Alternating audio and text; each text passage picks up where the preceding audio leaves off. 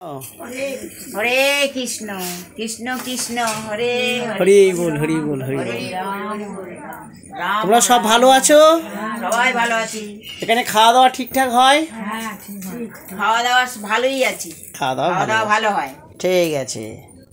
হরে কৃষ্ণ। আশ্রমে পরোটা হচ্ছে, দেখছো, আলুর তরকারি হচ্ছে, সিঙ্গাড়া, রসগোল্লা, রসগোল্লা, পরোটা। আশ্রমের মায়েরা ভালো থাকুক, এটা আমরা সবাই রাধা মাধবের কাছে প্রার্থনা করি। মায়েদের দিন সুন্দর ও সুখের হোক। নিতাই গৌর প্রেমানন্দে হরি হরি। নিতাই চাঁদের হাট, এই নিতাই চাঁদের হাটে সবাই ভালো থাক। সবাই ভালো আছে।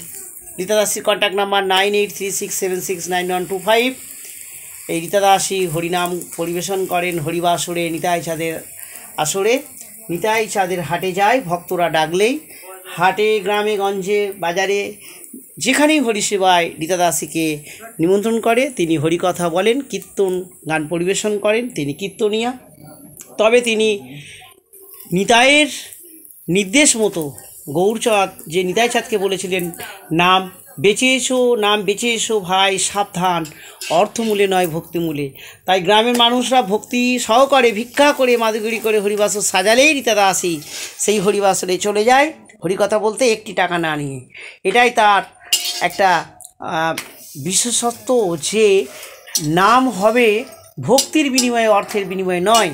তাই তিনি অর্থ না নিয়ে হরিনাম পরিবেশন করেন। আর হরিবাসরে গিয়ে তিনি এটাই বলেন যে আমাকে আশীর্বাদ করুন, আমি যেন এই টাকা না নিয়ে হরিনাম করার শক্তি যেটা পেয়েছি ভক্তদের চরণধুলিতে, সেই শক্তি যেন চিরকাল থাকে, মৃত্যুর শেষ দিন পর্যন্ত যেন আমি এইভাবে টাকা না নিয়ে হরিকথা বলতে পারি। আর সেই হরিনামের একটা গুণ কি, এই রীতা দাসীর আশ্রম চলছে। দেখো, এই মায়েরা হরিকথা বলে, তোমরা হরিকথা বলো তো? মায়েদের শিখিয়েছে হরিকথা বলে মায়েরা, সেই হরিনামের গুণে এত বড় সংসার চলছে। জগৎ সংসার রাধা মাধব চালায়, আর ছোট্ট এই রাধারানীর কৃপাতে রীতা দাসী যে আশ্রম করেছে, এটা কি চলবে না? তাই এটা যে সুন্দরভাবে চলছে আর একবার জেনে নেওয়া যাক। তোমরা ভালো আছো? খুব ভালো আছি। খাওয়া দাওয়ার কোনো অভাব আছে? না না, আমরা ভালো। দেখছেন নামের গুণ, এই নামের গুণেই ভালো আছো তো তোমরা সবাই?